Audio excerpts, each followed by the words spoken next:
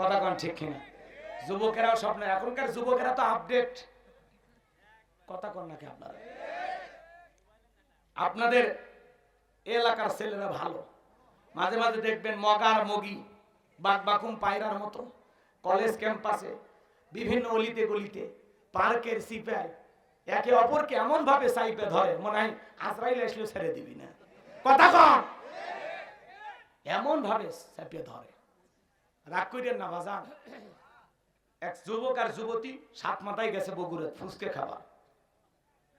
এবার বান্ধবী বলতেছে তুমি আগে খাও, ছেলেটা বলতেছে না তুমি আগে খাও। হ্যাঁ, কার সময় বেশি? সময় আপনার অনেক বেশি, তাহলে ভাইকে যান। রাগ করতেছেন আপনারা? যুবকদের জন্য একটু বলা লাগবে না? চাচা খালি নিজেরটা ষোলো না বুঝতেছে। শোনেন, দুই বাটি ফুসকে না দুইজন দোয়া দরুদ পড়তেছে, কেউ আগে খায় না। মেয়ে বলতেছে অনেক কষ্ট করে মা বাবার চোখ ফাঁকি দিয়ে তোমার সাথে ঘুরতে বের হইলাম, তুমি যদি একটু তুলে না খাওয়াও তাহলে কি হইল? ছেলে তখন বলে আরে তোর কথাটা আমার কলিজায় লাগছে। এইবার ছেলেটা মেয়েটার মুখে ফুসকে তুলে খাওয়ায়। আপনাদের এলাকায় এরকম আছে না? না। আচ্ছা বলেন তো, বান্ধবীকে তুলে খাওয়াইলে একটা কবুল হজের সব পাওয়া যায় নাকি? বলেন সব না গুনাহ? কোন স্বামী যদি স্ত্রী মুখে এক লোকমা খাবার তুলে খাওয়ায়, আল্লাহ রাস্তায় সদকা করলে যে সব হয়, স্বামীর আমল নামায় আল্লাহ সেই সব লিখে দেয়। আর তুমি বিয়ের আগে বান্ধবীর মুখে তুলে খাওয়াচ্ছ, হাই বিরিট শয়তান। খবরদার, বিয়ের আগে কোন অবৈধ প্রেম ভালোবাসা করা যাবে। আজকে যুবকদের চরিত্র নষ্ট হয়ে গেছে খালি এই মোবাইলের কারণে। সারা রাত মোবাইল ঘাটাঘাটি করে, ইউটিউব ইন্টারনেট ঘাটাঘাটি করে, ইমো মেসেঞ্জারে বান্ধবীর সাথে সেটিং করে। হ্যালো জান, খাইছো ঘুমাইছো কি করো? মেয়ে রাগ করে বলে আজকে ভাত খাবো না, বলে তুমি না খেলে আমিও খাবো না। নিজের বাবা খাইছে কিনা খবর নেয় না, মা খাইছে কিনা খবর নেয় না, বান্ধবী না খেলে দুষ্ট যুবকের মুখে খাবার ওঠে না। এরকম পাগলা আছে না? নাই? বেশি পাগলা ভাইয়া ওই মেয়ে যখন ছেকা দিয়ে আর এক জায়গায় বিয়ে হয়, গান জামাত খায় আর কাছক ধাক্কা মেরে কই ভাইজান সাইড দেন। এরকম পাগলা আছে না? না। এই মোবাইল যুব সমাজকে ধ্বংস করে দিয়েছে। ঘরের দরজা লাগা দেয় একা একা মোবাইল অশ্লীল ভিডিও দেখ। দুষ্ট যুবক আছে না? না। দেশে মোবাইল আইছে, চিঠি বন্ধ হইয়াছে, দিওয়ানা বানাইছে, পোলা মাইয়ার মনের কথা ভাসে বাতাসে। থাক না বলি, সময় নষ্ট হবে আপনাদের। এত আস্তে কথা কন কে? বলবো জোরে বলেন চলবে? কারা কারা দুই হাত তোলেন? লিল্লাহে তাকবীর। দেশে মোবাইল আইছে, চিঠি বন্ধ হইয়াছে, দিওয়ানা বানাইছে, পোলা মাইয়ার মনের কথা ভাসে বাতাসে। ও দেখো পোলা পানের মন, আল্লাহর বিধান, আল্লাহ ফয়সালা হলো, চোর চুরি করেছে অপরাধ যদি প্রমাণিত হয়, ডান হাতের কবজিটা কেটে দাও, এটাই আল্লাহর ফয়সালা। আমরা যদি বাংলাদেশের একটা চোরকে ধরে বাইতুল মোকাররমের সামনে নিয়ে যায়, মিডিয়াদেরকে খবর দিয়া একটা হাত কেটে মিডিয়ার মাধ্যমে ফলাও করে প্রচার করতাম, বাংলাদেশে আজ থেকে চোর যদি চুরি করে প্রমাণিত হয়, হাত কেটে দেওয়া হবে, আল্লাহর আইন চালু করা হলো। আমার বিশ্বাস একটা চোরের হাত কেটে যদি আমরা প্রচার করে দেখিয়ে দিতে পারতাম, বাংলাদেশের সমস্ত চোরেরা তওবা করে আল্লাহর ওলি হয়ে যেত। কিন্তু কে শোনে কার কথা? আজও গেল না মনের ব্যথা। এখন উচিত কথা যদি কই, পিঠের ওপর দিয়া যাবি মই, এ আনন্দে কিছু লোক কোনে খাবে বগুড়ার স্পেশাল দই। কথা কন নাকি আপনারা? যত দোষ নন্দ ঘোষ, সত্যটা বললে দোষ, করলে অন্যায়ের প্রতিবাদ, নামটা হবে তোমার মৌলবাদ, নামটা হবে তোমার জঙ্গিবাদ। আল্লাহর আইন বর্তমান পৃথিবীর শাসকদের কাছে পছন্দ হয় না, আমাদের দেশের নেতারাও পছন্দ করে না। কথা কন না আপনারা? বলে না সেই 1450 বছরের আইন এগুলো ব্যাকডেট মনে হয়। এরা লন্ডন আমেরিকার আইন দিয়ে দেশ রাষ্ট্র পরিচালনা করে। মনে রাখবেন, আশরাফুল মাখলুকাত আল্লাহর সৃষ্টি, তাকে কোন আইনে সোজা করা যাবে আল্লাহর চাইতে আমরা বেশি বুঝি। খুব বেশি বুঝি আমরা। আল্লাহর আইন এই জমিনে চালু হোক। কারা কারা চান দুই হাত তুলে দেখা। আল্লাহ এই জমিনে কোরআনের আইন চালু করে দাও, জোরে বলেন আমিন। আল্লাহর বিধানে শান্তি, আল্লাহর আইনে মুক্তি, কথা বলে ঠিক কিনা? আরে ভাই একটা খালি টেস্ট করে দেখেন না, টেস্ট করেন। একটা চোরের হাত কাটে খালি টেস্ট করেন, ভালো হবি মানে বাংলাদেশটা মিনি জান্নাতে পরিণত হবে, সব চুরি ডাকাতি বন্ধ হয়ে যাবে। কিন্তু কে শুনবে কার কথা? সরিষাই যাবো নেতা ভাবে এই আইন চালু করলে তো আমার হাতি আগে কাটা যাবে, কারণ এরা দুর্নীতিবাজ ছিল। 11 লক্ষ কোটি টাকা দুর্নীতি করে বিদেশে পাচার করেছে। 93 বিলিয়ন ডলার ঋণের বোঝা বাংলাদেশে চাপিয়ে দিয়ে ওরা পালিয়ে গেছে, কথা বলে ঠিক কিনা? আপনারা খুশি হবেন আলহামদুলিল্লাহ, 5 বিলিয়ন ঋণ পরিশোধ করতে পেরেছে এই মাত্র কয়েক মাসে। আল্লাহু আকবার বলে। খুব দ্রুত আমরা এই সংকট কাটিয়ে আবারও ঘুরে দাঁড়াবে বাংলাদেশ, নতুন বাংলাদেশ। গতকালকে আপনারা দেখেছেন সকল রাজনৈতিক দলের সাথে প্রধান উপদেষ্টা ডক্টর ইউনূস সাহেব বৈঠক করেছেন। জামাত, বিএনপি, হেফাজত, খেলাফত, চরমনায় কেউ বাকি ছিল না। ভিপি নূরের দল থেকে শুরু করে সবাই গিয়েছিল। কথা কি বুঝতে পারছেন? এই যে সবাই মিলে দেশ রক্ষা করার জন্য ঐক্যবদ্ধ। আল্লাহু আকবার বলেন। মামুনুল হক সাহেব বলেছেন আমরা ঐক্যবদ্ধ, জামাতের আমিন বলেছেন ঐক্যবদ্ধ, বিএনপির নেতারা বলেছেন আমরা ঐক্যবদ্ধ, সকল দলের নেতারা বলেছেন দেশের স্বাধীনতাকে সুরক্ষিত রাখার জন্য সবাই আমরা ঐক্যবদ্ধ, কথা বলে ঠিক কিনা? আজকে আবার সকল ধর্মীয় নেতাদের সাথে তিনি বৈঠক করেছেন।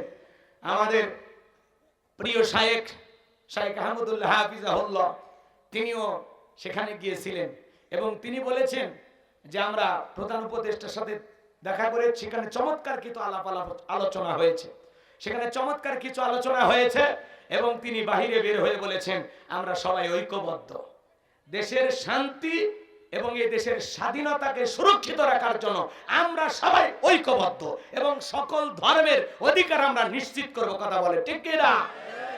আমাদের দেশে অমুসলিমদের উপর নির্যাতন হচ্ছে, এই মিথ্যা নিউজ তত্ত্ব সন্ত্রাস ভারত চালিয়ে আজকে ভারত বেকায়দায়, কথা বলেন। ভারত বাংলাদেশের ভিসা বন্ধ করে দিয়ে ওই দেশে যে হাসপাতালগুলোতে বাংলাদেশের লোকজন চিকিৎসা নিত তাদেরকে বের করে দিল। এই মাত্র কয়েকদিনের ব্যবধানে হাসপাতালের গেটের থেকে স্লোগান আসতেছে বাংলাদেশিদের ভিসা চালু করা হোক, আমরা তাদের চিকিৎসা করব, জামাই আদরে রাখবো, 10% ছাড় দেওয়া হবে। আল্লাহু আকবার কর। খারাই তোমাদের মন পাল্টে গেল, কথা কন নাকি আপনারা? হ্যাঁ, এখন কলকাতার হাসপাতাল, দেশের বিভিন্ন ওই দেশের হাসপাতালগুলো এখন শূন্য, কারণ বাংলাদেশের মানুষ অধিকাংশ মানুষ ভারতে চিকিৎসার জন্য যায়। আজকে তারা চিকিৎসা সেবা দিতে পারতেছে না, আধা বেলা খায় আসে, আধা বেলা না খায় আসে। এই কয়েকদিনে যদি এই পরিণতি হয়, বাংলাদেশ যদি একবারে চিকিৎসা নেওয়া বন্ধ করে দেয়, ওদের অবস্থাটা কি হবে? বড় বড় কথা বলো দাদা, হ্যাঁ কথা কন নাকি আপনারা? এক উগ্রপন্থী হিন্দু নেতা বলে বাংলাদেশের ভিসা বন্ধ করে দেন। বন্ধ করে দিলে লাভটা কি হলো? চিকিৎসা বন্ধ করে দেন। করাচিতে যান। আরে ভাই, করাচির কথা বলতেছেন, পাকিস্তানের কথা বলতেছেন। হ্যাঁ, পাকিস্তান তো মুসলিম দেশ, তারা তো আমাদের প্রকৃত বন্ধু। আর যাই হোক, ওরা কখনো আমাদের সাথে গাদ্দারি করবে না। এ কথা বলেন না কেন?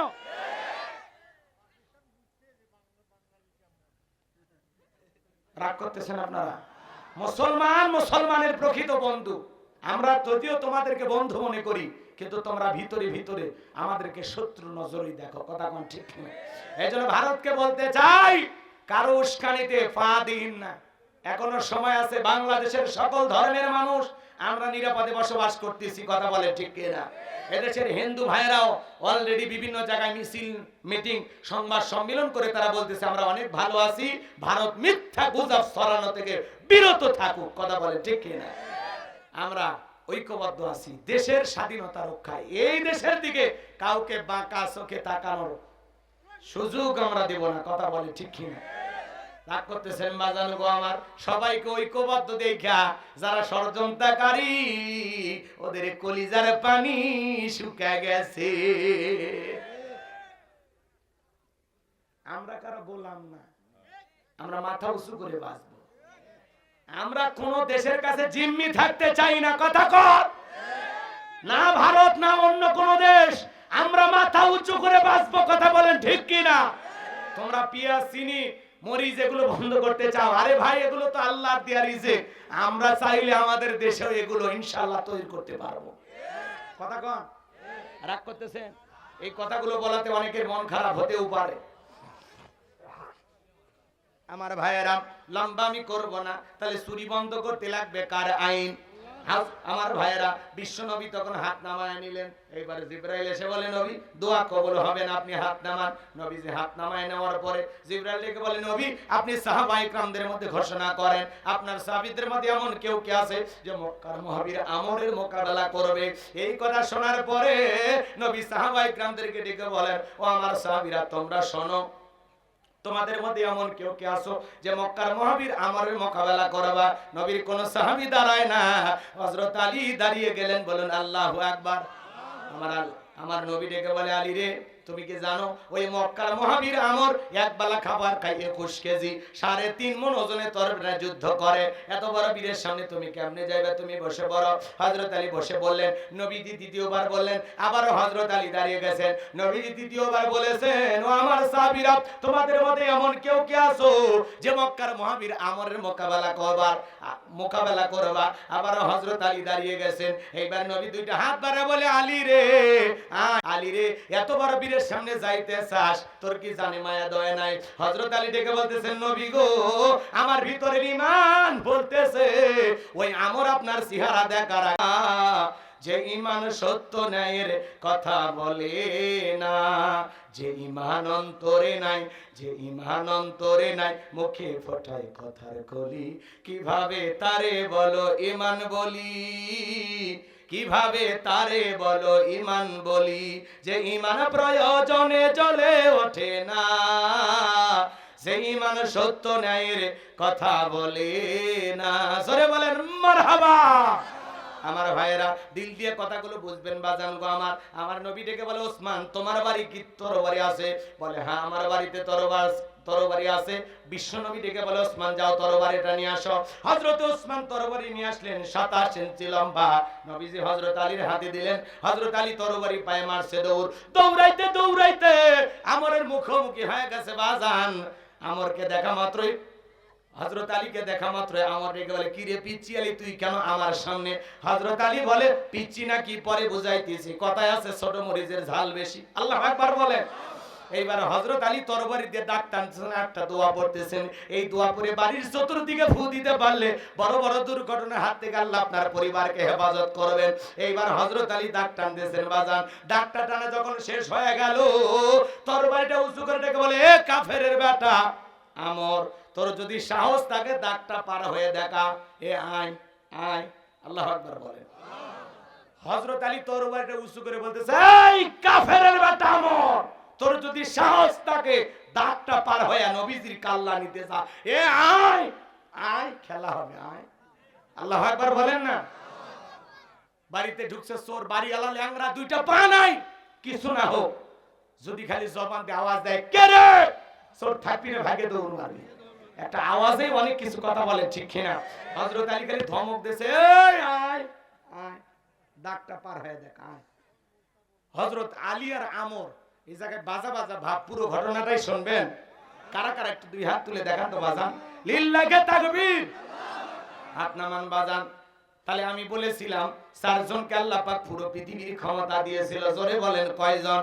1 নাম্বার হলো নবী সুলাইমান আলাইহিস সালামকে আল্লাহ পাক পুরো পৃথিবীর রাজত্ব পাওয়ার ক্ষমতা দিয়েছিলেন। আল্লাহর নবী সুলাইমান আলাইহিস সালামকে আল্লাহ পাক যে বিশাল ক্ষমতা দিয়েছিলেন, সেই ঘটনা কাহিনী যদি বলতে চাই 2-3 ঘন্টা আলোচনা করে শেষ হবে না। আল্লাহর নবী সুলাইমান মানব দানব জিন ইনসান সকলের কথা বুঝতো, সকলেই তার ক্ষমতার আয়ত্তের মধ্যে ছিল বাজান গো আমার, সকলেই তার হুকুম মানতে বাধ্য ছিল। আল্লাহু আকবার বলেন। আল্লাহ পাক তাকে তত্ত্বের একটা সিংহাসন দিয়েছিলেন। বাতাসকে অর্ডার করা মাত্রই যেখানে যাইতে চাইতেন সেখানে বাতাস তার এই সিংহাসনটাকে উড়িয়ে নিয়ে যাইতো। বলেন আল্লাহু আকবার। আল্লাহর নবী সুলাইমান আলাইহিস সালামকে আল্লাহ রাব্বুল আলামিন পুরো পৃথিবীর রাজত্ব পাওয়ার ক্ষমতা দিয়েছিলেন।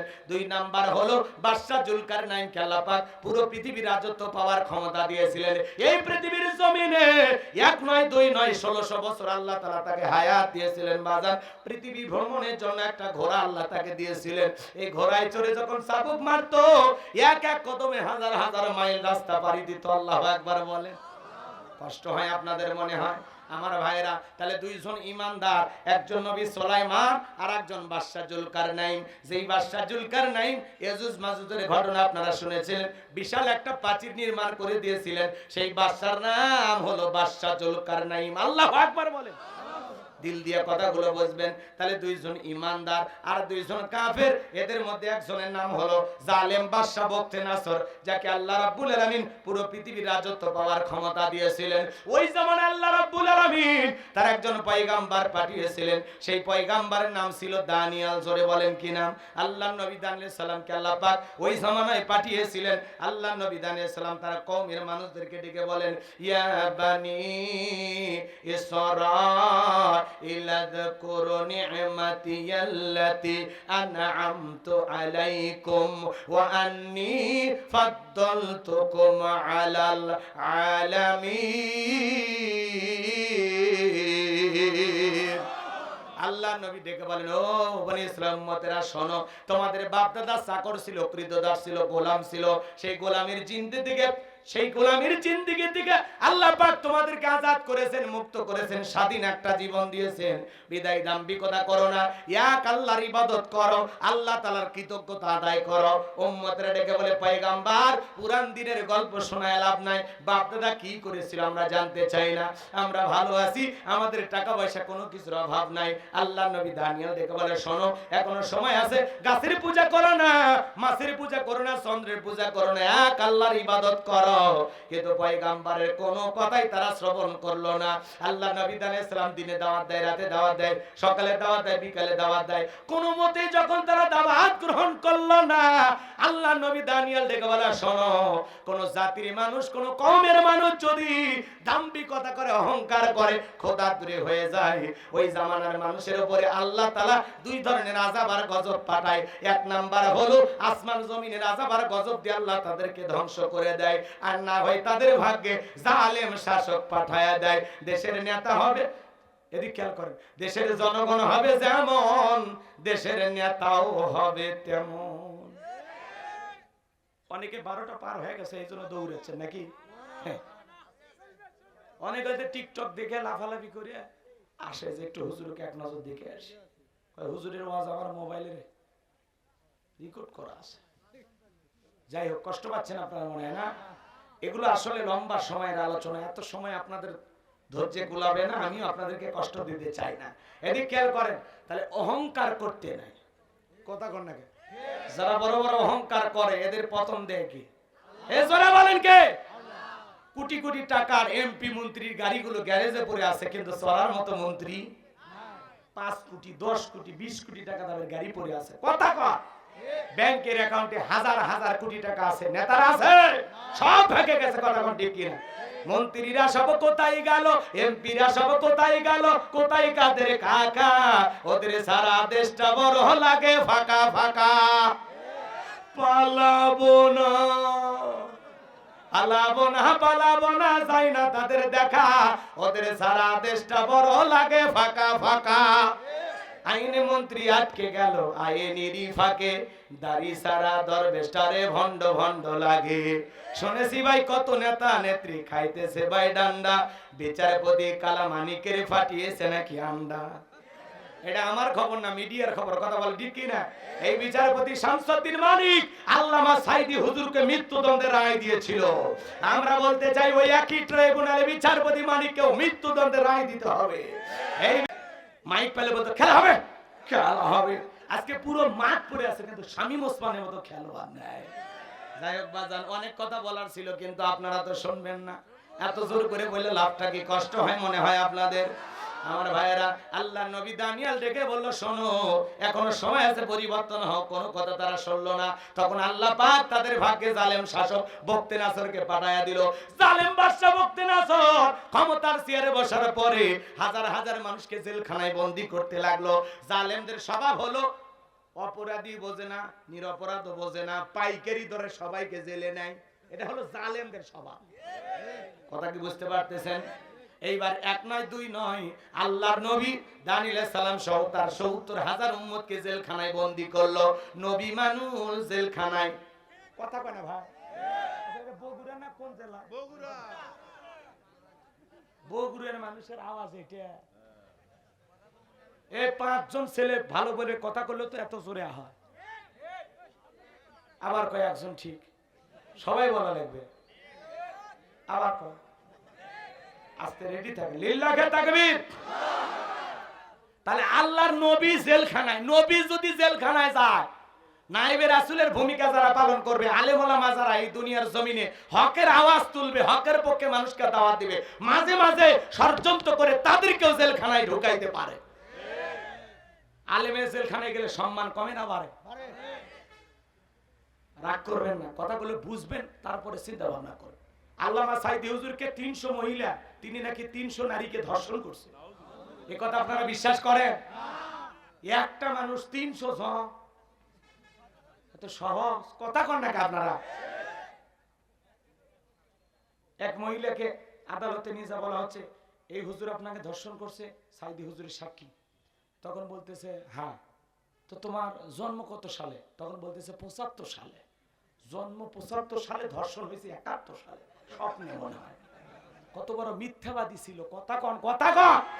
আমি জানি যারা দুই একজন উঠতেছে দালালি করছে এত বছর, এগুলো সহ্য হচ্ছে না। তো আমি বুঝি এই ওয়াজ আমি বাংলাদেশের এখন যত জেলায় করতেছি ২-৪ জন উঠিচ্ছে, কারণ আমি বুঝি এই এত বড় ট্যাবলেট হজম করার শক্তি ওদের নাই। তারপরে বলা লাগবে আমার কথা ৫ জন শুনুক, পরিবর্তন হোক। কথা কন ঠিক কিনা? হ্যাঁ মুরব্বী বসা লাগবে। চাচা বসেন। রাগ করতেছেন মনে হয়? চাক মুরব্বী মানুষ, রাগ করেন না। তাকবীর দেন, লিল্লাহে তাকবীর। আল্লাহর নবী দানিয়েল এইবার জেলখানায় ডেকে বলে, উম্মতেরা কই গেল তোমাদের গাড়ি বাড়ি, নারী সুন্দরী রমণী? কই গেল তোমাদের দাম্ভিকতা, অহংকার? আমি তো এই দিনের ভয় তোমাদেরকে দেখাইতেছিলাম।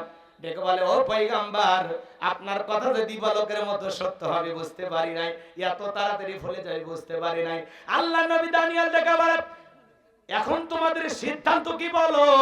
উম্মতেরা ডেকে বলে, পয়গম্বর যা করেছি ভুল করেছি, আর গাছের পূজা, মাছের পূজা, চন্দ্রের পূজা করব না। এখন থেকে একমাত্র আল্লাহর ইবাদত করব। আপনি যা বলবেন আমরা তাই শুনবো। আল্লাহ নবী দানিয়েল ডেকে বলে, শোনো, সত্যি যদি তোমরা তওবা করে ফিরে আসতে চাও, তাহলে আজকে রাত 12টার পরে আমি যখন আল্লাহ বলে ডাক দেব, আমার সঙ্গে তোমরা সবাই ঘুম থেকে জাগ্রত হইয়া আল্লাহ বলে ডাক দিবা। মনে রাখবা, তওবার মতো তওবা যদি করতে পারি, একমাত্র আল্লাহ পারেন জালেমের জেলখানা থেকে মুক্ত করে দিতে। আল্লাহ নবী দানিয়েল আলাইহিস সালাম এইবার রাত 12টার পরে আল্লাহ বলে ডাক দিয়েছেন। সবাই একটু জোরে চিৎকার মেরে বলেন আল্লাহ। একটু ভালোবেসে ডাক দেন আল্লাহ। জবান খোলেনি যারা, কপাল পোড়া আল্লাহর বান্দা তারা।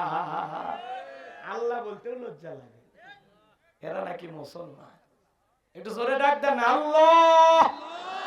আল্লাহ আল্লাহ বললে মানে কলিজাটা ভরে যায়, বুকের ভিতরে কোনো জায়গা ফাঁকা থাকে না। কথা কন ঠিক কি? আমার ভাইরা দিল দিয়ে কথাগুলো বুঝবেন। পয়গম্বর সিজদায় লুটিয়ে পড়লেন, কাকুতি মিনতি সহকারে দোয়া করতে লাগলেন আর ডেকে বলেন, আল্লাহ আমার উম্মতেরা ভুল বুঝতে পেরেছে, তারা তওবা করে ফিরে আসতে চায়। আল্লাহ আপনি আমার উম্মতদেরকে মাফ করে দেন, এখন থেকে তারা একমাত্র আপনার ইবাদত করবে। পয়গম্বর উম্মতেরা যখন চোখের পানি ছেড়ে দিয়ে দোয়া করতে লাগলেন, আল্লাহ ডেকে বলে, ও নবী দানিয়েল কান্না করতে হবে না, দোয়া আমি আল্লাহ মঞ্জুর করে নিলাম। অচিরেই বাদশা বখতিয়ানজরের জেলখানা থেকে মুক্ত করার ব্যবস্থা আমি আল্লাহ করে দেব। বলুন আল্লাহু আকবার। এইবার বাজান বাদশা বখতিয়ানজরকে আল্লাহ পাক মারাত্মক একটা স্বপ্ন দেখায় দিল। ওই স্বপ্ন দেখে বাদশা বখতিয়ানজর ঘুম থেকে চিৎকার মারা উঠছে। আশেপাশে নিরাপত্তা কর্মী যারা আছে দৌড়ে এসে বলেন, এত জোরে চিৎকার মেলেন, ব্যাপারটা কি? বলে, চেহারার দিকে তাকায় দেখো, মারাত্মক একটা ভয়ঙ্কর স্বপ্ন দেখেছি। এই স্বপ্নের ব্যাখ্যা না জানা পর্যন্ত আমি আর ঘুমাইতে পারবো না। তাড়াতাড়ি দেশের সমস্ত স্বপ্নের তাবির কারকদেরকে একত্রিত করো। তাই করা হলো। পরের দিন সকালবেলা হাজার হাজার স্বপ্নের তাবির কারকদের সামনে জালেম বাদশা বখতিয়ার যখন স্বপ্নের কথা বলতে যাবেন, ওই মুহূর্তে আল্লাহ পাক সমস্ত কথাগুলো নিয়ে যায় আল্লাহ নবী দানিয়েল সালামের মাথার মেমোরিতে সেভ করে দিলেন। বলুন আল্লাহু আকবার। যুবক রে, একটা মোবাইলে যা আছে শেয়ারের মাধ্যমে আর একটা মোবাইলে পার করা যায় কিনা? এক কথা বলেন, যায় কিনা? ভালো করে দিল দিয়ে কথাগুলো বুঝবেন। বাদশা বখতিয়ার যখন স্বপ্নের কথা বলতে যাবে, গতকাল রাত্রে কি যেন স্বপ্ন দেখলাম, আর বলতে পারে না, স্বপ্নের কথা ভুলিয়ে দিলেন তিনি কে? এইবার বাদশা ডায়লগ পরিবর্তন করে ডেকে বলে, শোনো, গতকাল রাত্রে স্বপ্নে কি দেখেছি সেই কথা তোমাদেরকে বলতে হবে, স্বপ্নের ব্যাখ্যা বলতে হবে। জনগণ ডেকে বলে, বাদশা এই তো পাগলামি কথা, স্বপ্ন দেখেছেন আপনি, আমরা কিভাবে বলবো? বাদশা স্বপ্নে কি দেখেছে দেশের জনগণ কি জানে? আরে ভাই, বাদশার কথা বাদ দেন, স্বামী স্ত্রী আপনারা এক খাটে ঘুমান, আপনার বউ স্বপ্নে কি দেখে আপনি জানেন? আপনার বউ আপনার বাদ দিয়া আর একটা ছেলের হাত ধরে বউ ঘুরে সাত মাথায় ঘুরতেছে, যদি টিয়ার পান কি করতেন? মারিয়ে ফেলাবেন। ওটা হলো আসল পুরুষ, তাই বলে মারিস না বাবা। আর যারা জবাব দিল না এরা ভালোবাসা ভাগ করে নেবে, অনেক দুর্বল তো। কথা কন নাকি আপনারা? আপনার বইয়ের হক কি শেয়ার করবেন নাকি কারোর সাথে? একটু পুরুষের মতো কথা বলবেন, যে না হুজুর আমার বউ আমার হাত ধরে ঘুরবে। কথা কন, কথা বলছেন। আপনার বউ আপনার বাদ দিয়ে একটা ছেলের হাত ধরে ঘুরবে, মানবেন নাকি? চাচা আপনি এই বয়সে মানবেন? রাগ করতেছেন নাকি আপনারা? শোনেন এই কথা, শোনেন, রাগ করেন না আমার ভাইয়েরা। আবার আপনি যদি আপনার বউকে বাদ দিয়ে স্বপ্নে আর একটা মেয়েকে নিয়ে সাত মাথায় ফুসকা খান, আপনার বউ যদি টের বাইরে কি করতো? ঝাঁটা দিয়ে পিটে তো। কথা কন না কেন? স্বপ্নে দেখেন না, মাঝে মাঝে স্বপ্নে দেখেন সাপটা তারা করছে, সাপ ঘুমোর থেকে উঠে দেখেন না সাপ আর নাই। মাঝে মাঝে স্বপ্নে দেখেন বাড়ি ঘরে আগুন লেগে পুড়ে শেষ, ঘুমোর থেকে উঠে দেখি না সব ঠিকই আছে।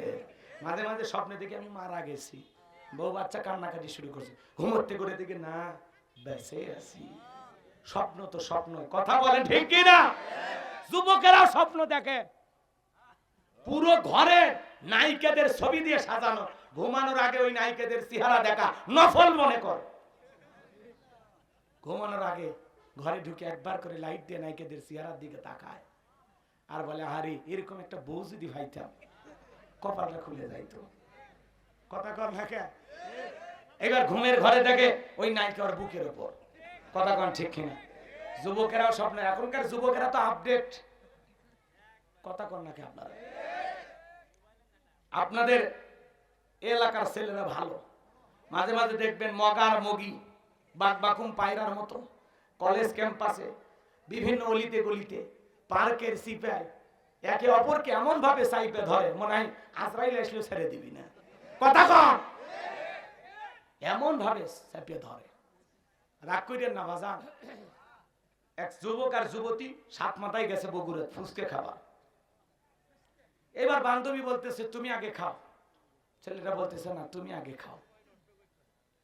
হ্যাঁ, কার সময় বেশি? সময় আপনার অনেক বেশি, তাহলে ভাইকে যান। রাগ করতেছেন আপনারা? যুবকদের জন্য একটু বলা লাগবে না? চাচা খালি নিজেরটা ষোলো না বুঝতেছে। শোনেন, দুই বাটি ফুসকে না দুইজন দোয়া দরুদ পড়তেছে, কেউ আগে খায় না। মেয়ে বলতেছে অনেক কষ্ট করে মা বাবার চোখ ফাঁকি দিয়ে তোমার সাথে ঘুরতে বের হইলাম, তুমি যদি একটু তুলে না খাওয়াও তাহলে কি হইল? ছেলে তখন বলে, আরে তোর কথাটা আমার কলিজায় লাগছে। এইবার ছেলেটা মেয়েটার মুখে ফুসকে তুলে খাওয়ায়। আপনাদের এলাকায় এরকম আছে না? না।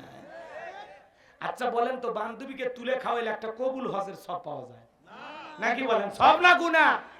কোন স্বামী যদি স্ত্রীর মুখে এক লোকমা খাবার তুলে খাওয়ায়, আল্লাহ রাস্তায় সদকা করলে যে সব হয়, স্বামীর আমলনামায় আল্লাহ সেই সব লিখে দেয়। আর তুমি বিয়ের আগে বান্ধবীর মুখে তুলে খাওয়াচ্ছ, হাই বিরিট শয়তান। খবরদার, বিয়ের আগে কোন অবৈধ প্রেম ভালোবাসা করা যাবে। আজকে যুবকদের চরিত্র নষ্ট হয়ে গেছে খালি এই মোবাইলের কারণে। সারা রাত মোবাইল ঘাটাঘাটি করে, ইউটিউব ইন্টারনেট ঘাটাঘাটি করে, ইমো মেসেঞ্জারে বান্ধবীর সাথে সেটিং করে। হ্যালো জান, খাইছো ঘুমাইছো কি করো? মেয়ে রাগ করে বলে আজকে ভাত খাবো না, বলে তুমি না খেলে আমিও খাবো না। নিজের বাবা খাইছে কিনা খবর নেয় না, মা খাইছে কিনা খবর নেয় না, বান্ধবী না খেলে দুষ্ট যুবকের মুখে খাবার ওঠে না। এরকম পাগলা আছে না নাই? বেশি পাগলা হয়া ওই মেয়ে যখন ছেকা দিয়ে আর এক জায়গায় বিয়ে হয় গান জামাত খায় আর কাছক ধাক্কা মেরে কই ভাইজান সাইড দেন, এরকম পাগলা আছে না? না, এই মোবাইল যুব সমাজকে ধ্বংস করে দিয়েছে। ঘরের দরজা লাগা দেয় একা একা মোবাইল অশ্লীল ভিডিও দেখ। দুষ্ট যুবক আছে না? না, দেশে মোবাইল আইছে চিঠি বন্ধ হইয়াছে দিওয়ানা বানাইছে পোলা মাইয়ার মনের কথা ভাসে বাতাসে। থাক না বলি, সময় নষ্ট হবে আপনাদের। এত আস্তে কথা কনকে বলবো, জোরে বলেন চলবে? কারা কারা দুই হাত তোলে লিল্লাহে তাকবীর। দেশে মোবাইল আইছে চিঠি বন্ধ হইয়াছে দিওয়ানা বানাইছে পোলা মাইয়ার মনের কথা ভাসে বাতাসে।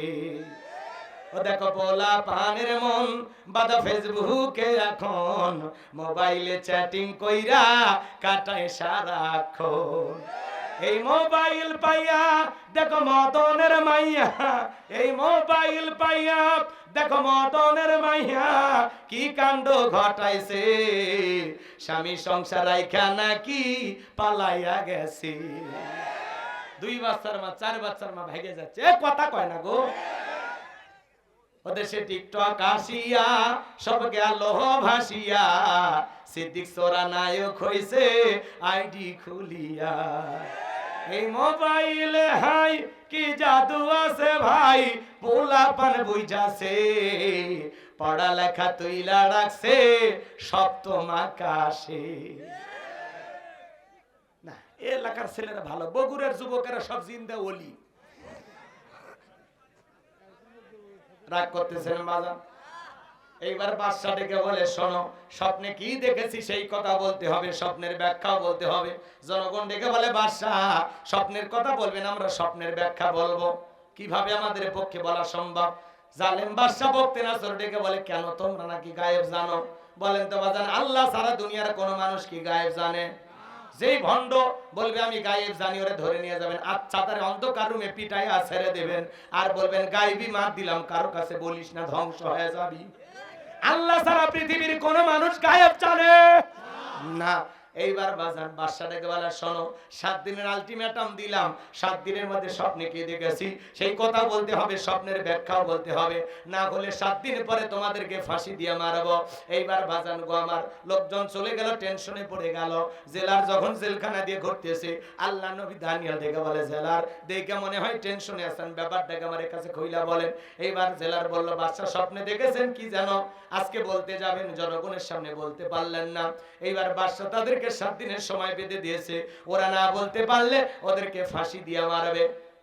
আল্লাহ নবী দানিয়েল দেখে বলছে তুমি তোমার বাদশার কানে খবর পৌঁছায় দাও, তোমার বাদশা স্বপ্নে কি দেখেছে সেই কথা আমি জানি, স্বপ্নের ব্যাখ্যাও আমার জানা আছে। জোরে কোন মারহাবা। এইবার জেলার এক দৌড়ে চলে গেছে বাদশার কাছে, বাদশা আর টেনশন করা লাগবে না, আপনার টেনশনের ঔষধ পাওয়া গেছে। জেলখানায় একটা আসামি আছে, আপনি স্বপ্নে কি দেখেছেন স্বপ্নের কথাও জানে, স্বপ্নের ব্যাখ্যাও জানে। জালেম বাদশা বকতে না ধরে ডেকে বলে বাজান কই, বাজানকে আমার কাছে নিয়ে আসো, ঠেলার নাম বাবাজি। এইবার জেলার যা বলে বাদশা আপনাকে ডেকেছে। আল্লাহর নবী দানিয়েল ডেকে বলে শোনো, আমার ৭০,০০০ লোককে গ্রেফতার করা হয়েছে, আমার একটা লোক জেলখানায় থাকা অবস্থায় আমি জেলখানা থেকে বের হব না। বাদশা যদি স্বপ্নের কথা জানতে চায়, স্বপ্নের ব্যাখ্যা জানতে চায়, আমার ৭০,০০০ উম্মতকে ছেড়ে দেওয়া লাগবে। আল্লাহু আকবার বলে। নবীদের কাছ থেকে নেতৃত্ব শেখা লাগবে। নবীরা কেমন নেতা ছিল কথা কন। আর আপনি যাত্রার পিছনে মিছিল করতে যান, বল্টু ভাইয়ের চরিত্র নেতা পাইছি খান, ট্যাবলেট খান, ট্যাবলেট খান, ট্যাবলেট খান, যেখানে আমরা আছি সেখানে ট্যাবলেট খান, কবরে তোমরা কেন ওপরে। নেতার মিছিল করতে যায় বগুড়ে 7 মাথার থেকে 105 জন পুলিশ ধরে নিয়ে গেল নেতা সহ। নেতার কাছে তো জেলখানা শ্বশুর বাড়ির মতো, সকালে ঢোকে বিকেলে বের হয়, পাওয়ার আছে। আর আপনি গরিব জনগণ রিক্সা চালান, ভ্যান চালান। যদি নেতা সত্যিকার নেতা হতো বলতে আমার জামিনের ব্যবস্থা না, এই রিক্সা চালক, ভ্যান চালক, শ্রমিক এরা আমার মহব্বত করে আমার মিছিল করতে আসছে, আমার একটা কর্মী জেলখানায় থাকা অবস্থায় আমি নেতা বাহিরে বের হব না। যেই নেতা আপনার বিপদে পাশে থাকবে, যেই নেতা আপনার দুঃখে কাঁদে সুখে হাসে, আপনি 6 মাস জেলখানায় থাকলে আপনার পরিবারের মুখে খাবার তুলে দেয়, সন্তানদের পড়াশোনার খরচ চালায়, এমন নেতার পিছনে থাকবেন, যাত্রার পিছনে স্লোগান দিয়ে বউ বাচ্চা বিপদে ফেলবেন না, খবরদার। বুঝে শুনে পা ফেলবেন, বুঝে শুনে।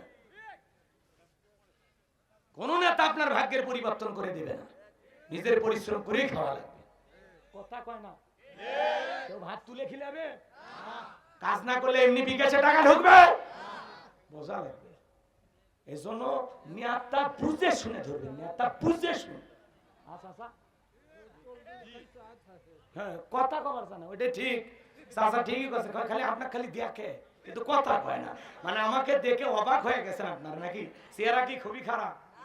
হ্যাঁ কি রাগ করতেছেন আপনারা? তাহলে একটু দোয়া করবেন না বাজান, লিল্লাহে তাকবীর। আমি এইবার যে কথাগুলো বলতেছি গেলে একটু দিল দিয়ে বুঝবেন। এই যে শেষে একটা আয়াত আছে, ওটা 10 মিনিটে দিলটা নরম করে দিয়ে কথা বলে আমরা বিদায় নেব ইনশাআল্লাহ। আমার ভাইয়েরা দিল দিয়া কথাগুলো বুঝবেন। এইবার জেলার যায় বলে যে আপনার স্বপ্নের কথা জানে, তার একটা শর্ত আছে, তার নাকি ৭০,০০০ লোককে গ্রেফতার করা হয়েছে, তাদেরকে বের না করে দেওয়া পর্যন্ত সে আসবে না। বাদশা বক্তে নাসর ডেকে বলে, ওই বাজান যদি বলে হি জেলখানা কেন, তাম পৃথিবীর জেলখানার আসামি ছেড়ে দিতে রাজি। বাজান যা বলে তুমি তাই করো। বলেন আল্লাহু আকবার। এইবার একে একে সমস্ত উম্মতকে জেলখানা থেকে বের করে দেওয়া হলো। সবার শেষে আল্লাহর নবী দানিয়েল জেলখানা থেকে বের হয়ে আসলো। বাদশার দরবারে প্রবেশের নিয়ম হলো, যত মানুষ প্রবেশ করে মাথা নত করে প্রবেশ করে। আল্লাহর নবী কি কোনো জালেমের কাছে মাথা নত করতে পারে? এই মাথা আল্লাহ ছাড়া দুনিয়ার কারো কাছে নত করা যাবে ইয়্যাকা না'বুদু ওয়া ইয়্যাকা নাস্তাঈন। তোমার ইবাদত করি, তোমার গোলামি করি, সাহায্য তোমার কাছে চাই। ঈমানদার কোন মাজারে মাথা নত করবে না, পীরের পায়ে নত করবে না, নেতার পায়ে নত করবে না। ঈমানদার মাথা নত করবে আল্লাহর কুদরতি কদমে সিজদা দিয়া মসজিদে। আল্লাহ ছাড়া এই মাথা দুনিয়ার কারো কাছে নত করা যাবে না। ঠিক আছে? এই মাথা নত করে শুধু আমাদের প্রভু, আমাদের মালিক, আমাদের আল্লাহ, তাকে সিজদা দেব। কথা ক্লিয়ার? এইবার শোনেন বাজান, দেহটাকে আঁটোসাঁটো করে কৌশল করে মাথাটাকে উঁচু করে প্রবেশ করলেন। বাদশা বক্তে নাসর ডেকে বলে, বাজান যত মানুষ প্রবেশ করে সবাই মাথা নত করে, তুমি কেন নত করলা না? আল্লাহ নবী দানিয়েল ডেকে বলে যে আপনার স্বপ্নের কথা আমার মাথার মেমোরির মধ্যে সেভ করে দিয়েছি। তার কথা হলো, তাকে ছাড়া দুনিয়ার কারো কাছে মাথা নত করা যাবে না। আল্লাহু আকবার বলে। এই কথা শোনার পরে বাদশা বলে, বাজান ঠিক করেছো। বলে, আমি যদি মাথা নত করতাম আপনার মতো স্বপ্নের কথা আমাকেও ভুলিয়ে দিত, তখন আপনি টেনশনে পড়ে যেতেন, আমাকে মেরে ফেলতেন। তখন ডেকে বলে, বাজান ঠিক করেছো, আসলেই তোমার মাথায় বুদ্ধি আছে, তুমি একটা বুদ্ধিমান ছেলে। মারহাবা কর। নবীরা বুদ্ধিমান না হয়ে পারে? নবীদেরকে এলেম আর জ্ঞান দান করেন কি? এইবার নিজে চেয়ার থেকে উঠে আল্লাহ নবী দানিয়েল সালামকে চেয়ারে বসাইয়া দিল। তাহলে জেলখানা থেকে বের করে চেয়ারে বসায় সম্মান দেয় কি? আল্লাহ। আল্লাহ নাই? যাদের উপরে বিগত বছরে নির্যাতন জুলুম করা হয়েছে, মামলা হামলা দিয়ে জেলে ঢোকানো হয়েছে, ভবিষ্যতে তারা এমপি মন্ত্রী হবে না? এইটা খেলা। রাগ করতেছেন? এটা হলো আল্লাহর খেলা। কথা বলে ঠিক কিনা? যার একদিন জুলুম নির্যাতন, যার পরীক্ষা যত বেশি তত বেশি, স্বর্ণকে পুরানো হয় গহনা বানানোর জন্য। কথা কর। অনেক যুবক দেখবেন, এক মেয়ে ওই যে কলস চেনেন না, মাটির কলস, কথা কয় না গো, ওই কলস, নতুন বউ কি সুন্দর একটা শাড়ি পরিয়া কলসটা, এটা কি বলেন আপনারা, কমর, কমরের মধ্যে নিয়ে কি সুন্দর করে নদীর ঘাটে পানি আনার জন্য যাচ্ছে। যুবকেরা দেখে বলে, ইস মানুষ না হয়ে যদি একটা কলস হইতাম। কথা কয় না কে? কলস তখন স্লোগান দেয়, আমি এমনি এই জায়গায় আসছি, আমারে কোদাল দিয়া ছুটাইয়া ছুটাইয়া দেহ ক্ষত বিক্ষত করছে। এরপরে কুমার বাড়িতে নিয়ে যায় আমারে গোল করে কয়েকদিন পানিতে চুবাইয়া রাখছে। এরপরে আমারে পিটাইয়া পিটাইয়া চেষ্টা করছে, রোদে শুকায় আবার ভিজায়, আবার রোদে শুকায় আবার ভিজায়। এরপরে গোল করে সুন্দর কইরা পড়াইয়া একদিন গোপন রুমের ভিতরে নিয়ে গেছে, অন্ধকার। আমি তো কান্দাকাটি শুরু করে দিছি। পরে আগুন লাগাইয়া আমারে পুরাইয়া, তাও বাজারে গেছি, মানুষ আমারে কেনার আগে টোকা দিয়ে দেখে, এত সহজে আমি মাজা দখল করিনি। এই জায়গায় আসতে অনেক পরিশ্রম করা লাগছে, কথা বলেন ঠিক কি না? বিয়ে করেন আপনি, আপনি বিয়ে করে বউ বাসর ঘরে ঢোকার আগে আপনার বউয়ের দেহটা দখল করে ফেলে দেয় স্বর্ণের চেন, কান দখল করে কানের দুল, স্বর্ণ। যুবক তুমি কি মনে করো, আরে মানুষ না হয়ে যদি ওই মহিলার গলার চেন হইতাম, অতই সহজ। স্বর্ণ আগুনে পুড়ে পুড়ে পুড়ে পুড়ে গহনা তৈরি হয়েছে, কথা কোন ঠিক কি না? এই জন্য আপনি যখন নিজেকে ইমানদার মুসলমান দাবি করবেন, আপনাকে এই দুনিয়ার অনেক পরীক্ষায় পুড়ে পুড়ে খাঁটি ইমানদার হওয়া লাগবে। অত সহজ না, অত সহজ না। রাগ করছেন? করেন, সমস্যা নাই। আল্লাহ নবী এবার কি বলবে শুনবেন না দোয়া করব বলেন? কারা কারা শুনবেন হাত দুইটা তোলেন, লিল্লাহে তাকবীর।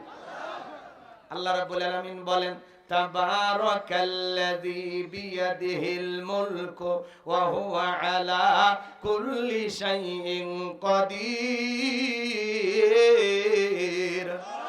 মহামান্বিত সেই সত্তা যার হাতে সর্বময় কর্তৃত্ব, রাজত্ব, বাবার ক্ষমতা, তিনি হলেন সব বিষয়ের উপরে ক্ষমতাবান। তাহলে সবকিছু ক্ষমতার একমাত্র মালিককে আল্লাহ।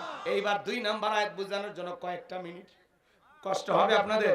2 নাম্বার আয়াত আল্লাহ বলেন, আল্লাযী খালাকাল মাউতা ওয়াল হায়াতা লিয়াবলুয়াকুম আইয়ুকুম আহসানু আমালা ওয়া হুয়াল আজিজুল গফুর।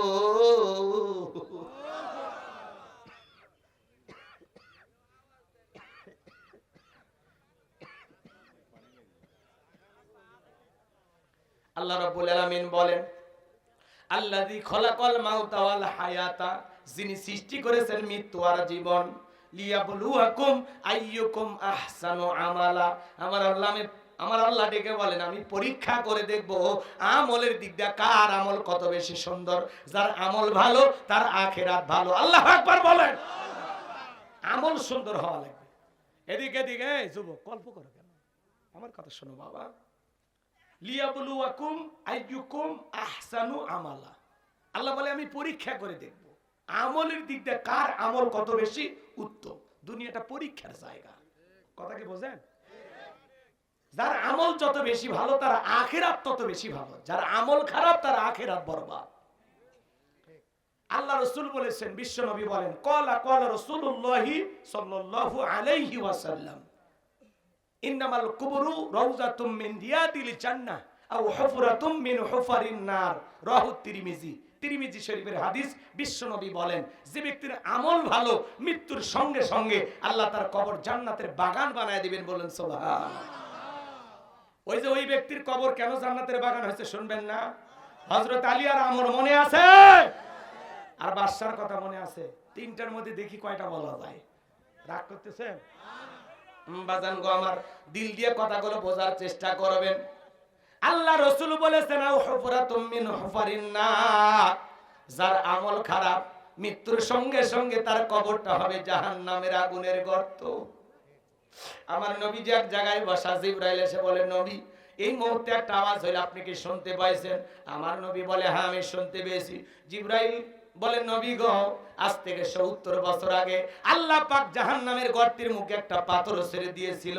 এই মাত্র জাহান্নামের তলদেশে পাথরটা পৌঁছাইলো, আর এই পাথরটা পৌঁছাইতে সময় লেগেছে 70 বছর। কত বছর? আল্লাহ না করুক আপনার আমার গুনাহের কারণে, অপরাধের কারণে আসমান জমিনের মালিক আল্লাহ যদি বেজার হইয়া একবার জাহান্নামের আগুনের গর্তের মুখে ফেলে দেয়, আপনার আমার কিন্তু বাঁচার কোনো উপায় নাই। আমার ভাইয়েরা, দিলটা নরম করে কথাগুলো বুঝবেন। আমি যে কথাগুলো বলতে চাই জীবনের শেষ স্মৃতি মনে করে আমার এই কথাগুলো শুনে যান বাজান। কবর বড় কঠিন জায়গা, সবাইকে কিন্তু কবরে যাওয়া লাগবে। যুবকরে রং তামাশায় মেতে আসব, যাও না কবরস্থানের দিকে তাকায় দেখো, তোমার মতো কত যুবক এই কবরে শায়িত, কত মানুষ এই কবরে। বৃদ্ধ আছে, যুবক আছে, শিশু আছে রে যুবক। আজ হোক কাল হোক সবাইকে মৃত্যুবরণ করা লাগবে। কবর বড় কঠিন জায়গা। ফামাই আমাল মিসকালা যাররাতিন খায়রান ইয়ারা ওয়া মাই আমাল মিসকালা যাররাতিন শাররান ইয়ারা। আল্লাহ বলেন বান্দা তুমি যদি যাররা পরিমাণে নেক আমল করো ওইটাও তোমার আমলনামায় লিপিবদ্ধ করা হবে। আবার তুমি যাররা পরিমাণ অনুপরিমাণে যদি বদ আমল করো ওইটাও তোমার আমলনামায় লিপিবদ্ধ করা হবে। আর যারা গুনাহ নিয়ে অন্ধকার কবরে যাবে ওই কবরের ডানের মাটি বামে চলে যাবে, বামের মাটি ডানে চলে যাবে বাজান। এমন জোরে চাপ দেবে এক পাঁজরের হাড় অন্য পাঁজরে ঢুকে যাবে। কবরে থাকা বান্ধ ফেরেশতা চোখে দেখে না, কানে শোনে না, হাতুড়িতে আঘাত করবে, দেহটা চূর্ণ বিচূর্ণ হয়ে যাবে। কবরে থাকা বিষাক্ত সাপ একবার যদি সবল মারে ওই দংশনে 70 হাত মাটির নিচে চলে যাবে, দেহটা বিষের যন্ত্রণায় চলে যাবে। কবর কিন্তু জায়গা ভালো নাই রে বাজান, ওই কবর বড় কঠিন জায়গা। নবীর প্রিয় সাহাবী হযরত ওসমান রাদিয়াল্লাহু তাআলা আনহু কবর থেকে অঝরে চোখের পানি ছেড়ে দিয়ে কান্না করতেন। মাঝে মাঝে কান্না করতে করতে হযরত ওসমান কবরের পাশে অজ্ঞান হয়ে পড়ে থাকতেন। জান্নাতের সার্টিফিকেট প্রাপ্ত সাহাবী হযরত ওসমান। সাহাবায়ে কেরাম জিজ্ঞাসা করে, ভাই ওসমান আপনি কেন এত কান্না করেন? হযরত ওসমান ডেকে বলেন, এই কবর হলো প্রত্যেকটা মানুষের প্রথম মঞ্জিল, প্রথম ঘাঁটি, প্রথম স্টেশন। এই কবরে 3টা প্রশ্ন করা হবে। যে উত্তর দিতে পারবে তার টেনশন নাই, যে উত্তর দিতে পারবে না তার বাঁচার কোনো উপায় নাই। কবরের প্রথম রাতটা কিভাবে কাটবে রে যুবক? 31 নাইট পালন করে নিয়ে তুমি ব্যস্ত, কবরের প্রথম রাতটা কিভাবে কাটবে রে যুবক? একটু চিন্তা করা দরকার আছে না নাই? একা একা কবরে কেমনে থাকবে রে যুবক? যেই কবরে নাই সাথী, নাই বাতি, নাই জানালা, নাই দরজা, নাই কোনো আলোর ব্যবস্থা রে যুবক। একা একা অন্ধকার কবরে কেমনে থাকবে রে যুবক? দুনিয়ার খেল তামাশায় পাগল পারা হয়ে গেছো, তুমি কি ভুলে গেছো যুবক? আল্লাহ রাব্বুল আলামিন বলেন, আল্লাযী খলাকাল মাউতা ওয়াল হায়াতা, যিনি সৃষ্টি করেছেন মৃত্যু আর জীবন। আল্লাহ সর্বপ্রথম আয়াতের শুরুতে মৃত্যুর কথা কেন বললেন বাজান? দুনিয়াতে আসার একটা সিরিয়াল আছে, যাওয়ার কিন্তু কোনো সিরিয়াল নাই। দাদা আসছে দাদার পরে, বাবা আসছে বাবার পরে আমি আসলাম, আমার পরে আমার সন্তানরা আসলো। কিন্তু যাওয়ার বেলায় দাদার আগে নাতি চলে যায়, বাবার আগে সন্তান চলে যায়, বাবার কাঁধে সন্তানের লাশ। এটা দুনিয়ার সব চাইতে ভারী বোঝা।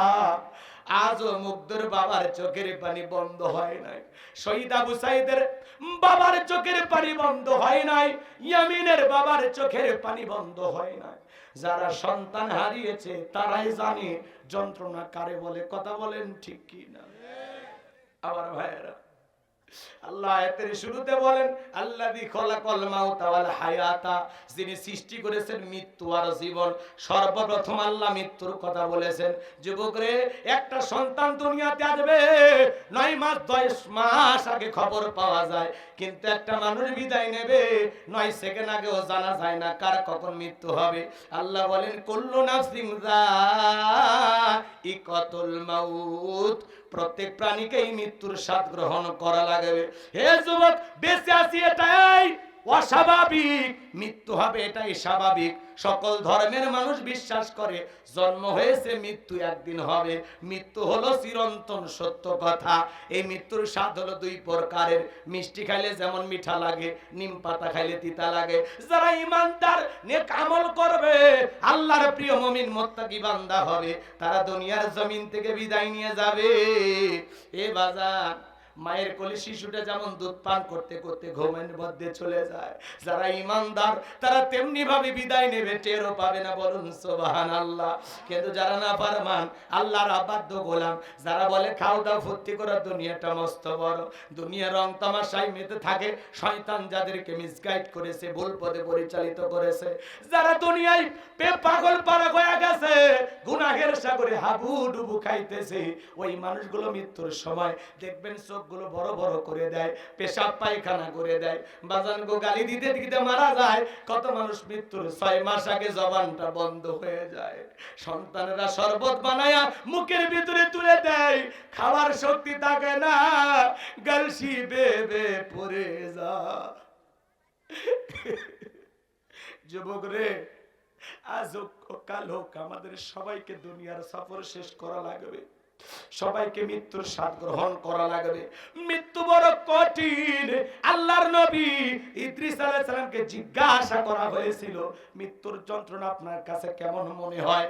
আল্লাহর নবী ইদ্রিস ডেকে বলেন, জ্যান্ত ছাগলের গা থেকে চামড়া খসাইলে ছাগলের যেমন কষ্ট হয়, মৃত্যুর যন্ত্রণা তার চাইতে আমার কাছে বেশি কষ্টকর মনে হয়।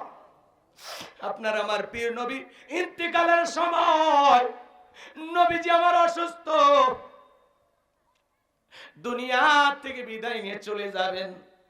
জিবরাইল এসে বলে, নবী আল্লাহ তাআলা আপনার শরীরের অবস্থার কথা জানতে চেয়েছেন। আমার নবী বলে, ও জিবরাইল, আগের চাইতে অনেকটা ভালো আছি। আমার ভাইয়েরা, এদিকে ফাতেমার চোখের পানি বন্ধ হয় না, অঝরে চোখের পানি ছেড়ে দিয়ে হযরতে ফাতেমা কান্না করে। আমার নবী ডেকে বলে, মা ফাতেমা, তোর চোখের পানি আমি সহ্য করতে পারি না মা, তোর কানটা আমার মুখের কাছে লাগায় দে রে মা। হযরতে ফাতেমা নবীজিকে কত মহব্বত করতেন, বলতে গেলে আজকে অনেক সময় লাগবে, ওই সময় আমার হাতে নাই। হযরতে ফাতেমা বিশ্ব নবীর মুখের কাছে কান লাগায় দিলেন। নবীজি ফিস ফিস করে কি যেন বললেন, হযরতে ফাতেমার কান্না বন্ধ হয়ে গেল। আম্মা জান আয়েশা জিজ্ঞাসা করেন, ও আমার মেয়ে ফাতেমা, তোমার আব্বা জানে কি এমন বলেছে মা, যার কারণে কান্নাটা বন্ধ হয়ে গেল? হযরতে ফাতেমা ডেকে বলেন, মা, আমার আব্বা জান আমাকে বলেছেন বাবার ইন্তিকালের পরে সর্বপ্রথম বাবার সাথে আমার সাক্ষাৎ হবে। বোঝার বাকি নাই গো মা, বাবার ইন্তিকালের পরে বেশি দিন দুনিয়াতে আমাকে থাকা লাগবে না। নবীজির ইন্তিকালের পরে মাত্র 6 মাসের মতো ফাতেমা দুনিয়ার জমিনে জীবিত ছিল। আমার ভাইয়েরা, আসমান থেকে জিবরাইল আসলেন, ডেকে বলেন, নবী গো, আপনার ঘরে প্রবেশের অনুমতি চাই।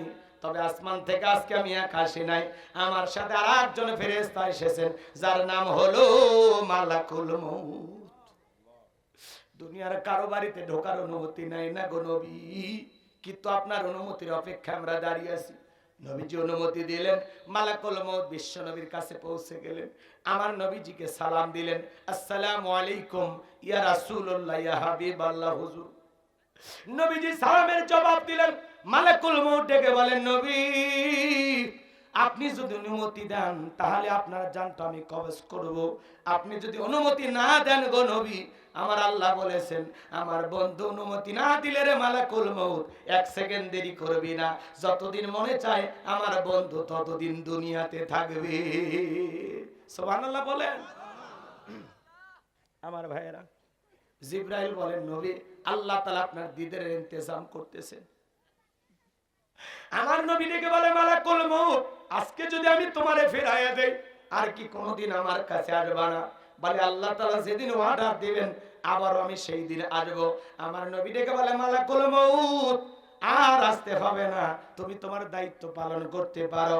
নবীজি যখন অনুমতি দিলেন, বাজান নবীজি রূহটা বের করার জন্য বিশ্ব নবীর বুকের উপরে যখন মালাকুল মউত আজরাইল হাত রেখে দিয়েছে, আমার নবী চোখের পানি ছেড়ে দিয়ে কাঁদে আর বলে, মালাকুল মউত আজরাইল, সহ্য করতে পারি না রে, তাড়াতাড়ি আমার বুকের উপর থেকে হাতটা নামায়া দাও। আমার নবী বলে, মালাকুল মউত, এই যদি হয় মৃত্যুর যন্ত্রণা, আমার উম্মতেরা সহ্য করতে পারবে না। মৃত্যুর আগে উম্মতের কথা বলে না, কেমন নবী পাইছি, সুবহানাল্লাহ বলেন। মালাকুল মউত ডেকে বলে, নবী বিশ্বাস করেন, দুনিয়ার সবচাইতে কম কষ্ট দিয়া আপনার রূহটা আমি বের করতেছি। আমার আল্লাহ আমাকে বারবার বলেছেন, হে মালাকুল মউত, দুনিয়ার কোন মানুষের রূহটা বের করার সময় আমি তোরে কিছুই বলি নাই, কিন্তু আজকে এমন একজন মানুষের কাছে যাবি যেই মানুষটার জন্য আমি আল্লাহ নিজে বড় ভালোবাসি। খবরদার রে মালাকুল মউত, আমার বন্ধু যেন কষ্ট না পায়। বিশ্বাস করেন নবী দুনিয়ার সবচাইতে কম কষ্ট দিয়া আপনার রূহটা আমি বের করার চেষ্টা করতেছি। আমার নবী বলে মালাকুল মউত, এই যদি ভাই দুনিয়ার সবচাইতে কম কষ্ট আমার উম্মতেরা তো সহ্য করতে পারবে না, আমারে কথা দিয়ে আমার উম্মতকে কষ্ট দিবি না। মালাকুল মউত দেখে বলে নবী, ও নবী, আপনার উম্মতের মধ্যে যারা আপনাকে অনুসরণ করবে, আপনাকে নেতা হিসেবে মানবে, ও নবী আপনার রেখে যাওয়া আদর্শ মোতাবেক চলবে, আল্লাহর প্রিয় গোলাম হতে পারবে, কথা দিলাম গো নবী, তাদের রূহটা বের করার সময় আমি ইহসান করব, কম কষ্ট দিব। সুবহানাল্লাহ বলবেন। এইবার যখন দ্বিতীয়বার হাত রেখে দিয়েছেন, আমার নবী আবারও কান্দে আর রেখে বলে মালাকুল মউত, এ মালাকুল মউত, তাড়াতাড়ি হাত নামায় নে, আমি নবী আর সইতে পারি না রে, তাড়াতাড়ি হাত নামায় নে। আমার নবী দেখে বলে মালাকুল মউত, আমার বুকের উপরে যখন তুমি হাতটা রেখে দাও, আমার কাছে মনে হয় পাহাড় আমার বুকের উপরে চেপে ধরা হয়েছে। বিশ্ব নবীর কাছে যদি মৃত্যুর যন্ত্রণা এমন মনে হয়, ও বগুড়ার মুসলমানেরা, তৃতীয়বার যখন হাত রেখে দিয়েছেন, নবীজির রূহটা যখন বের হয়ে যাবে, নবীজির ইন্তেকালের সময়, নবীজির ইন্তেকালের সময় নবীজির রূহটা বের হয়ে যাবে, নবীজি কয়েকটি কথা বললেন, এর মধ্যে একটি কথা, আসসালাত আসসালাত, ও আমার উম্মতেরা নামাজ নামাজ নামাজ। নবীজির রূহটা বের হয়ে যাচ্ছে, এমন মুহূর্তেও আপনার আমার নবী আপনাকে আমাকে বলে গেলেন, ও আমার উম্মতেরা নামাজ নামাজ নামাজ, আসসালাত আসসালাত আসসালাত। নবীজি জীবনের শেষ যেই কথাটা বলে গেছেন, এখানে যত নবীর উম্মত আছেন পায়ে হাত দিয়ে অনুরোধ করি, নবীর জীবনের শেষ কথা সালাত, পাঁচ ওয়াক্ত সালাত কারা কারা আদায় করবেন, দুই হাত তুলে মালিককে দেখান। আল্লাহ আমাদের সবাইকে পাঁচ ওয়াক্ত নামাজি বানায় দেন। আরেকটু জোরে বলেন না আমিন, আরেকটু জোরে বলেন আমিন। হাত নামান বাজান, হাত নামান। 2 মিনিট চোখটা বন্ধ করেন, আমি যা বলবো তাই শুনবেন। 2 মিনিট সবাই চোখ বন্ধ করেন। মনে করেন আপনি আমি মারা গেছি, আপনার আমার জীবনের শেষ বিদায়ের প্রস্তুতি চলতেছে। কেউ দৌড়তে চলে গেল দোকানে কাপড়ের কাপড় আনার জন্য, কেউ বা চলে গেল বাজারে বাঁশ কাটার জন্য, কেউ বা চলে গেল বাজান আপনার আমার জীবনের শেষ বাড়ি কবর খোঁড়ার জন্য, কেউ বা গেল বড়ই গাছে বড়ই পাতা পাড়ার জন্য, কেউ বা পানি নিয়ে আসলো, বড়ই পাতার গরম পানি গরম চলতেছে, আপনার আমার দিকের রঙিন পোশাকগুলো খোলা গেল, চতুর্দিকে চাদর দিয়ে ঘিরা, আপনাকে আমাকে উলঙ্গ করে গোসল করায় দিতেছে, কানের মধ্যে নাকের মধ্যে তুলে ঢোকায় দিলেন, আতর সুরমা লাগাইলেন, জীবনের শেষ পোশাক কাপড়ের কাপড়ে চকলেটের মতো মোড়াইলেন, মসজিদের খাটিয়াতে তুইলা 4 জন পর ছাত্রী ধইরা ওই অন্ধকার কবরে রাখলেন। এ বাজান, কবরে রাখার পরে কবর খনন করার কোদালটাও নিয়ে আসবে, যেই ডালি দিয়ে মাটি তুলেছে, বালতি দিয়ে পানি দিয়েছে, সেই বালতিটা ডালিটা পর্যন্ত নিয়ে আসবে, সন্তানেরা চলে আসবে, আত্মীয় স্বজন সবাই চলে আসবে। এই দুনিয়ার কোন মানুষ আপনার সঙ্গী হবে না, আপনার সঙ্গী হবে একমাত্র আপনার আমল। যারা চলে আসবে ওদের পায়ের আওয়াজ কবরে থাকা মানুষটা শুনতে পাবে, চিৎকার মেরে ডেকে বলবে, একা রাইখা যাইও না, আমি কবরে একা থাকতে পারবো না। কবরটা হয়ে যাবে ঘর অন্ধকার, ডানে মাটি মামে মাটি, মাটির হবে বিছানা, ওপরেতে বাঁশের ছাউনি, কবর নাম তার ঠিকানা। ও বন্ধু, বউরে কত ভালোবাসলাম, কত দামি কাপড় দিলাম, কত গহনা দিলাম, জায়গা জমি লিখে দিলাম, ভালোবেসে বুকটাকে বালিশ বানাইয়া বউরে নিয়ে ঘুমাইলাম। আমি যদি রাত 2টার দিকে মারা যাই, আমার বউ যদি আমার নাকে হাতটা দিয়ে দেখে আমার নিঃশ্বাসটা বন্ধ হয়ে গেছে, দুনিয়ার কোনো বউ বলবে না আমার স্বামী রাত 2টায় মারা গেছে। আমি ফজর পর্যন্ত দুনিয়ার কাউরে ডাকবো না, আমি আমার মৃত স্বামীর লাশের পাশে ঘুমাবো। এমন দরদের ভালোবাসার স্ত্রী দুনিয়াতে পাওয়া যাবে না। যখনই বুঝতে পারবে আপনি আমি মারা গেছি, চিৎকার মেরে ডেকে বলবে, কই গেলি তোরা, তোদের বাপ আর বেঁচে নাই। স্ত্রী চিৎকার মারবে ঘর থেকে বের করার জন্য। যেই ঘর আপনি বানাইলেন, নিজের মাথার ঘাম পায়ে ফেলে ইট পাথর গুলো কিনলেন, সাজাইলেন নিজের মনের মতো, ওই ঘরে আপনার আর 2-3 ঘন্টা থাকার ভাগ্য হবে না। যেই গোসলখানাটা সুন্দর করে সাজাইছেন চাইনা টাইলস দিয়া, এ ভাই কয়েক লাখ টাকা খরচ করেছেন, জীবনের শেষ গোসল কিন্তু এই গোসলখানায় হবে না। এ বগুড়ার মুসলমান বাবাজিরা পায়ে হাত দিয়ে অনুরোধ করে ভুলে যায়, বাজার দুনিয়া থাকার জায়গা না। দুনিয়া আপনার আমার দাদাকে থাকতে দেয় নাই, বাপকে থাকতে দেয় নাই, আপনাকে আমাকে একদিন থাকতে দিবে না। এই দুনিয়া থাকার জায়গা না, থাকার আর দুনিয়ার হলো মুসাফির খানা। আজ আছি কাল কেউ থাকবো না। কত বন্ধু বান্ধব পাইলাম দুনিয়াতে, কত মোহাব্বতের মানুষ পাইলাম, কিন্তু মৃত্যুর পরে কেউ আর আপনাকে স্মরণ করবে না। আস্তে আস্তে সবাই ভুলে যাবে, দুনিয়াবাসী আপনাকে আর মনে রাখবে না।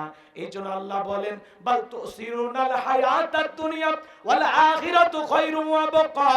ও দুনিয়ার মানুষ, তোমরা দুনিয়াকে প্রাধান্য দিচ্ছ, অথচ দুনিয়া হলো ক্ষণস্থায়ী, আখিরাতের জিন্দেগিগুলো চিরস্থায়ী। যেই জীবনের শুরু আছে শেষ নাই। হে যুবক, তুমি যদি 7 দিনের সফরে কক্সবাজার যাও, তোমার একটা ব্যাগ থাকে, ওই ব্যাগের ভিতরে প্রয়োজনে কাপড় থাকে, প্রেমিকার ডায়েরি থাকে, মোবাইল নাম্বার থাকে। 7 দিনের সফরের জন্য যদি একটা ব্যাগের প্রয়োজন হয় বাজান, আপনি আমি পরকাল নামের সফরে যাব, 2টা মিনিট চিন্তা করে দেখেন তো বাজান, ওই আমলের ব্যাগের ভিতরে নামাজ আছে কিনা, রোজা আছে কিনা, হজ আছে কিনা, যাকাত আছে কিনা, দান খয়রাত আছে কিনা, পিতামাতার খেদমত করেছে কিনা, বিবির হক আদায় করেছেন কিনা, পাড়া প্রতিবেশীর সাথে ভালো ব্যবহার করেছেন কিনা। এ ভাইরা আমার, দিল দিয়ে একটু খোঁজেন তো বাজান, আল্লাহর কাছে হিসাব দেওয়ার আগে 2টা মিনিট বালিশে মাথা রেখে চিন্তা করেন, পাপ কতটুকু করেছেন, গুনাহ কতটুকু করেছেন। আল্লাহর কাছে হিসাব দেওয়ার আগে দুনিয়ার জমিনে নিজের আমলের হিসাব করার দরকার আছে না নাই? এ বাজান, এই দুনিয়া চিরকাল থাকার জায়গা না। আজকে দুনিয়া আপনাকে আমাকে পাগল বানাইছে। আলহাকুমুত তাকাসুর হাত্তা যুরতুমুল মাকাবির। দুনিয়ার প্রাচুর্যের প্রতিযোগিতা, সম্পদের প্রতিযোগিতা, দুনিয়ার গাড়ি বাড়ি সম্পদ আপনাকে আমাকে পাগল বানাইছে। পাগল। সাইকেল আছে কয় মোটর সাইকেলে ভালো হয়, 1 বিঘা জমি আছে 2 বিঘা হলে ভালো হয়। মেম্বার চেয়ারম্যান হতে চায়, চেয়ারম্যান এমপি হতে চায়, এমপি মন্ত্রী, মন্ত্রী হতে চায় প্রধানমন্ত্রী। এই যে আমাদের চাহিদা, লোভ লালসা, গাড়ি বাড়ি সম্পদ। বগুড়া শহরে বাড়ি আছে, কয় না ঢাকায় হলে আরো ভালো হয়। এই যে আমাদের লোভ, নারী বাড়ি সম্পদের এই যে লোভ, এই যে প্রাচুর্যের প্রতিযোগিতা, সম্পদের পাগল পাড়া হয়ে সম্পদের ভিতরে দুনিয়ার মোহে পড়ে আপনি আমি ছুটতেছি। আল্লাহ বলেন, এই যে মানুষের লোভ লালসা থামবে কখন? হাত্তা যুরতুমুল মাকাবির। যেদিন বনি আদমকে কবরে রাখা হবে, আর এই কবরের মাটি যেদিন আপনার আমার মুখের ভিতরে প্রবেশ করবে, সেদিন দুনিয়ার লোভ লালসা সব মিটে যাবে। কবরে না ঢোকা পর্যন্ত বনি আদমের লোভ লালসা মিটবে আমার ভাইরা। সে কবরে যাওয়ার আগে নেক আমল করা দরকার আছে না নাই? আল্লাহ কি বলেন, আল্লাযী খলাকাল মাউতা ওয়াল হায়াতা লিয়াবলুয়াকুম আইয়ুকুম আহসানু আমালা। আমি আল্লাহ সৃষ্টি করেছি মৃত্যু আর জীবন, আমি পরীক্ষা করে দেখব আমলের দিক দিয়ে কার আমল কত বেশি সুন্দর। এই 30-40-50 বছরের হায়াতের জিন্দেগি আমরা যদি নেক আমল দিয়ে সাজাইতে পারি, মালিকের গোলামি করে সাজাইতে পারি, চিরস্থায়ী ঠিকানা পরকালে জান্নাতের পরম সুখ আল্লাহ তাআলা আপনাকে আমাকে দান করবেন। কথা বলেন ঠিক কিনা? সেই জান্নাতে যাওয়ার জন্য আমার ভাইরা কারা কারা নেক আমল করবেন 2টা হাত তুলে দেখান। আল্লাহ আল্লাহ তোমার গোলামদের তুমি নেক আমল করা তৌফিক দান করো। জোরে বলেন আমিন। আর একটু জোরে বলেন আমিন। ভাইরা আমার, রাত অনেক হয়েছে, আসলে কথা কিছু বলতে চাইছিলাম, কিন্তু আসলে ওই যে বললাম না, আগেই বলছি পরিবেশ দিবেন তাহলে আমি কথা বলবো। কর্তৃপক্ষের ভাইরা অনেক কষ্ট করেছেন, এই মাহফিল বাস্তবায়ন করতে গিয়ে তাদের অনেক মাথার ঘাম শ্রম ঝরাইতে হয়েছে। দিল থেকে দোয়া করি আল্লাহ পাক যেন তাদের এই পরিশ্রম কবুল করেন, এর বিনিময়ে দুনিয়া আখিরাতের উত্তম জাযা দান করেন। জোরে বলেন আমিন। এই কবরস্থান কমিটিকে আল্লাহ যেন কবুল করেন। ওয়া আখিরি দাওয়ানা আলহামদুলিল্লাহি রাব্বিল আলামিন। সকলে দরুদ ইব্রাহিম পড়ুন। ভাই বসেন বসেন বসেন। আল্লাহুম্মা সাল্লি আলা মুহাম্মাদ ওয়া আলা আলি মুহাম্মাদ কামা সাল্লাইতা আলা ইব্রাহিম ওয়া আলা আলি ইব্রাহিম ইন্নাকা হামিদুম মাজিদ। আল্লাহুম্মা বারিক আলা মুহাম্মাদ